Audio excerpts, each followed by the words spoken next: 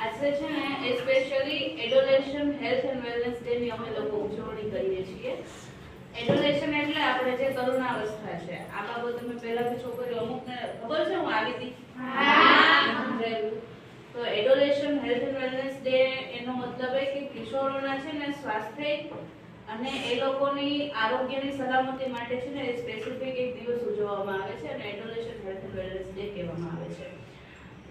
Basic તો શું હોય કે કિશોરાવસ્થા એવું છે કે તમે હજી સાવ બાળકય નથી અને સાવ પુખ્ત વયની તમે વ્યક્તિ નથી ત્યાં. તમે એવા ટાઈમમાં છો કે તમે નાના ભી ના ગણાવ, મોટા પણ ના ગણાવ એમ.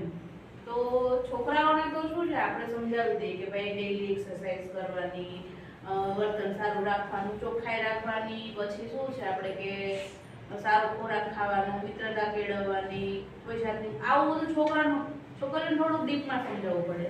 કેમ કે એ લોકોની છે ને એવી એજ છે કે એસ્પેશિયલી આજે મેન્સ્ટ્રુએશન ચાલુ થાય છે, માસિક ચાલુ થાય છે. એટલે આપણા શરીરમાં છે ને જે નોર્મલી બદલાવ આવતા હોય કે જે આપણને ન ખબર હોય કે આ બધી વસ્તુ શું છે. માસિક આવે છે એ બધી છોકરીઓને ખબર છે કે ભાઈ મહિનાના અમુક ટાઈમ પીરિયડમાં 5 દિવસ આપણા શરીરમાંથી 5 દિવસ લોહી વહે. આ માસિક એ વસ્તુ શું કામ થાય છે, એની અસર શું છે, એની આપણા જીવન ઉપર શું અસર થાય છે, શું આપણને શું ફાયદાકારક છે, એ બી આપણને ખબર તો હોવી જોઈએ ને. હવે જો આ શું છે ખબર છે? આ શું છે? કેટલા યુઝ કરે છે?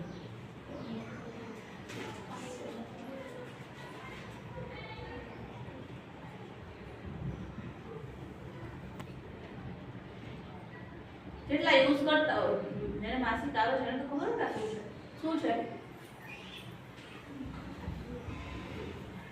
આ? છે ને કોટન પેડ છે, કોટનનું કાપડ છે એક જાતનું કે આપણું જે માસિકનું બ્લડ છે ને એને શોષવાનું કામ કરે છે. આપણે એને કપડું કે રેગ્યુલર ભાષામાં લેડીઝ એને કપડું યુઝ કરે છે. આ શું છે?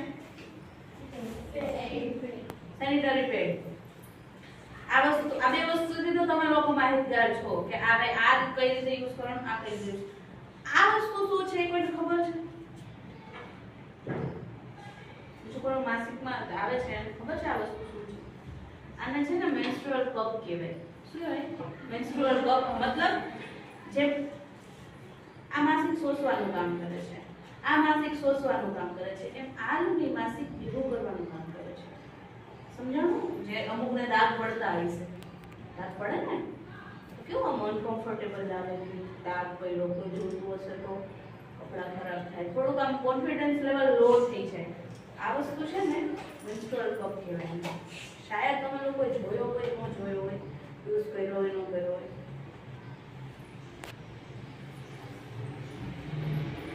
આવે કોઈ એક છોકરી આવી છે.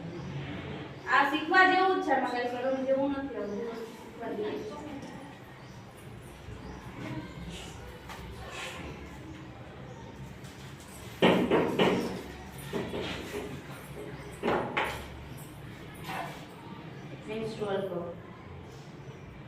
આ વસ્તુ છે ને આ ભાગ એ બ્લડને ભેગું કરવાનું કામ કરે છે અને આ બે કરતા પણ જાજુ ઘણું બ્લડ આપણું શોષવાનું કામ આ વસ્તુ કરી શકે. આ તમે ધોઈને ગરમ પાણીથી ધોઈને પાછું યુઝ કરી શકો ને. આ એક વસ્તુ તમને 3 થી 4 વર્ષ સુધી કામ આવે. માસિકમાં યુઝ કઈ રીતે કરવાનો? આને છે ને ગાળના પછી આપણે જે માસિક આવતું હોય ને અંદર રાખી દેવાનું શરીરની અંદર, એટલે એનું મેળો ઓપન થઈ જશે અને આમાં છે ને બ્લડ કલેક્ટ. સમજાણું? કોઈને એવું છે ક્વેશ્ચન? આ વસ્તુ છે, કોઈ વસ્તુ શરમજનક નથી. આપણને આપણા શરીર વિશે ભાન તો હોવી જોઈએ ને. આપણને આપણા શરીર વિશે મેડમ માહિતી તો હોવી જોઈએ ને કે ભાઈ આપણને અત્યારથી કોઈ સમજાવે નહીં ને તો પછી મોટા થઈને આપણે આપણા આવતી પેઢીને કંઈ ન સમજાવી શકીએ. આને ટેમ્પૂન કહેવાય. શું કહેવાય? ટેમ્પૂન. ટેમ્પૂન કયો કે મેન્સ્ટ્રુઅલ કપ કયો કે માસિકનો કપ કયો કે બધું એક જ થાય.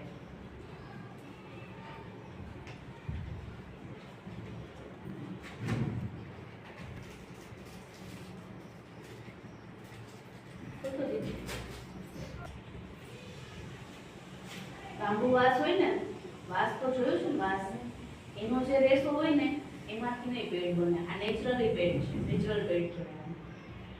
આ વસ્તુ છે ને એ હોય, અમુક પેડ્સ હોય ને એ કેમિકલ વાળા હોય કે જે તમારા શરીરને છે ને નુકસાન કરે.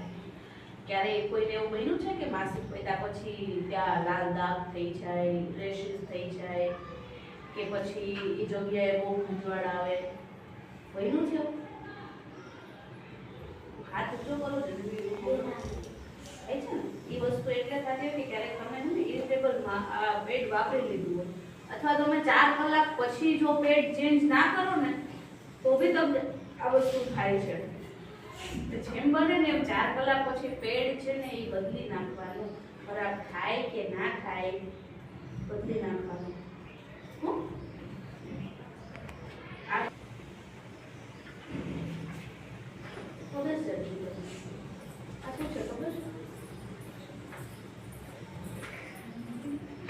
હસવા જેવું કઈ છે જ નહીં. આ શું છે ખબર છે ને શું છે? કોઈ મને ખબર હશે? ગર્ભાશય છે તો ખરી શરીરનું અંગ છે, રિપ્રોડક્ટિવ અંગ કહેવાય. શું કહેવાય એને? પ્રજનન તંત્રનું અંગ કહેવાય. તમારે જે માસિક આવે છે ને એમાંથી જ આવે છે. કોઈ ખબર છે?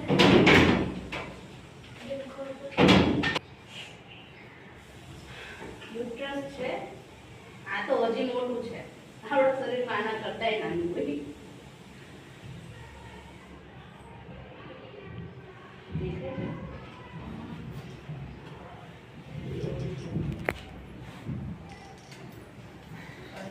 જો કોઈ બી વસ્તુ શરમાવા જેવી નથી. હું મારી મેડિકલ ભાષા સમજાવીશ તો તમને કાંઈ નહીં સમજાય, એટલે હું તમને તમારી ભાષા સમજાવું.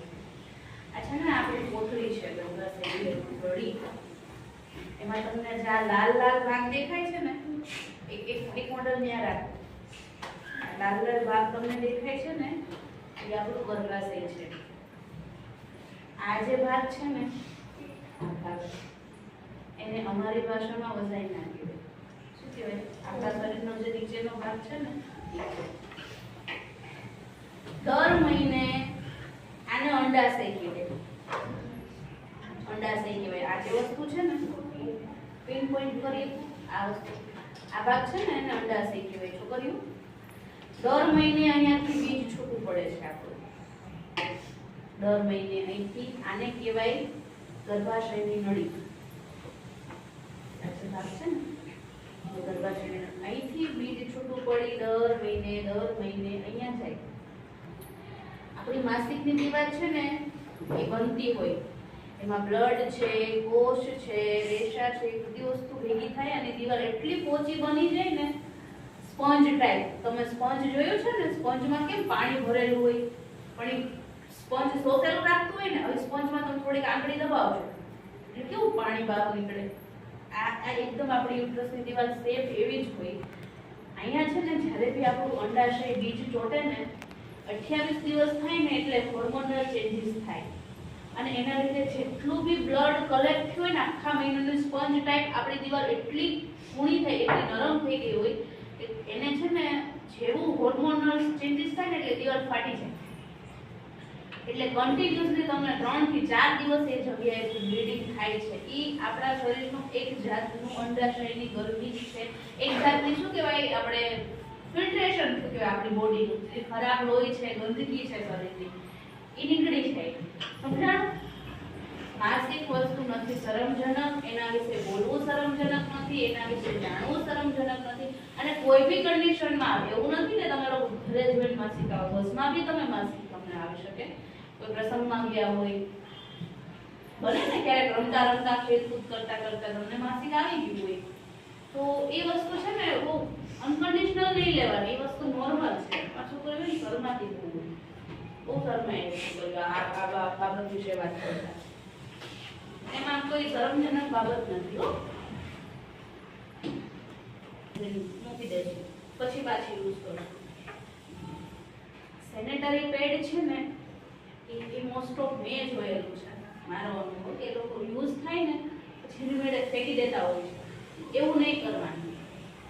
જેમ આને તમે ધોવ ને ક્લીન થઈ જાય ને એમ આને તમે ધોવો ને એટલે ક્લીન થઈ જાય. ફેર એટલો કે આને ક્લીન કરીને આપણે ફેંકવાનું છે. આને આપણે ફેંકવાનું નથી. તમે જ્યારે બી તમારું માસિક પૂરું થાય એક પેડ તમે યુઝ કરી લીધું, એ પેડને ઝરતા પાણીમાં મતલબ નળ ચાલુ હોય ને ટેપ વોટર એમાં સાફ કરી નાખવાનું. એટલે એનું કોટન છે ને થોડું પીળા જેવું થઈ જાય, ત્યાં સુધી બ્લડ નીકળી જાય. પછી એને રોલ અપ પાડી પ્લાસ્ટિકના બેગમાં પેક કરી અને પછી કોઈ ગાય છે, કૂતરું છે, કોઈ જાનવર જેને એને ખાઈને તોડીને એવી જગ્યાએ નાખવાનું છે. આને બી તમારે ધોઈને પછી જ ફેંકવાનું છે. ગમે તે જગ્યાએ ફેંકી નથી દેવાનું. માસિકનું બ્લડ છે ને એ ગમે તેમ તમે પેટ ફેંકી ના શકો. એવું કહેવાય એક જાતનું એન્વાયરમેન્ટને પણ ખરાબ તો કરે ને. આને તમારે વ્યવસ્થિત ધોઈ, આને બી 4 કલાકે તો બદલી જ નાખવાનું. પેટ વ્યવસ્થિત ધોઈ અને તડકામાં, કોઈ ખૂણા ખાંચકામાં નહીં. છોકરીઓ કરે એવું કે કોઈ જોવે નહીં એવી રીતે ખૂણામાં સૂકવે. આના જર્મ્સ છે ને એ છોકરીઓ તડકા સિવાય મળતા નથી. તમે એને અનહાઇજેનિક વસ્તુ રાખશો ને, તમે પેડ તડકામાં નહીં સૂકવો કે 3-4 કલાક પછી બદલશો નહીં, તો એના જે બેક્ટેરિયા છે ને એ તમારા જ શરીરને નુકસાન કરશે. મેં કેમ કીધું કોઈને ઇચીનેસ થાય, ખંજવાળ આવે ભાગમાં, કોઈને પેશાબમાં રસી થઈ જાય, ખબર એ એક જાતના ઇન્ફેક્શનનું સાઇન છે. તો એ ધ્યાન રાખવાનું આપણે કે જેમ બને ને આ માસિક તમે આડા દિવસે ધ્યાન રાખો. માસિકનો ટાઈમ હોય ને 5 દિવસ ફૂલ્લી તમારે પોતાનું હાઇજીન મેન્ટેન કરવાનું છે. પૂરી ચોકસાઈ તો રાખવાની છે, ચોખ્ખાઈ રાખવાની જ છે. પૌષ્ટિક આહાર લેવાનો છે, પોતાનું શરીર જાળવવાનું છે, પોતાના સેનિટરી પેડનો વ્યવસ્થિત નિકાલ કરવાનો છે. જો કપડાં યુઝ કરતા તો વ્યવસ્થિત ધોઈને તડકે સૂકવી, બરોબર સુકાઈ જાય પછી જ યુઝ કરવાનો છે. અડધું સુકાણું પછી લીલું છે પાછું યુઝ નહીં, એવું નહીં કરવું. અને ક્યારે પોતાનું છે ને ઘરે જાઓ, આ પેડ છે ને ક્યારે યુઝ કરેલું બીજાને નહીં આપવાનું.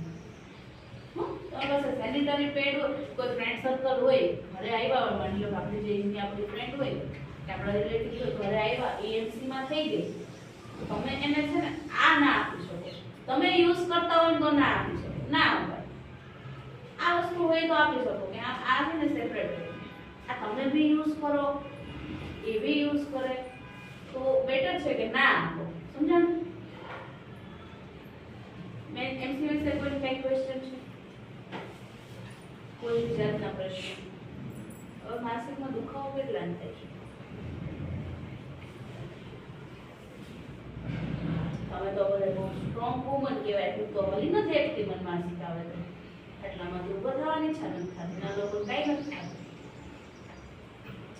સાચા મનમાં કોઈ પેટ, પગમાં દર્દ, કોઈ ઉબકા, શરીરમાં કળતર. અરે છોકરીઓ હાથ ઊંચો કરો. ભાઈ સડી હો કે સમજાવવા વાળા છે. અમારા વખતે કોઈ વાત જ નહોતું કરતું. છે ને તમારા શરીરનું આખું અંગ તૂટી જાય ત્યારે તમારે છે ને 5 દિવસ માનસિક આવે. વિચાર કરો કોઈ તમારા આ સ્કિન છે, આ સ્કિન તમારે આમ ચીરો માર દેવો પછી બ્લીડ થાય તો તમને દુખે નહીં? તો ઇન્ટરનલ બ્લીડિંગ એવી જ છે.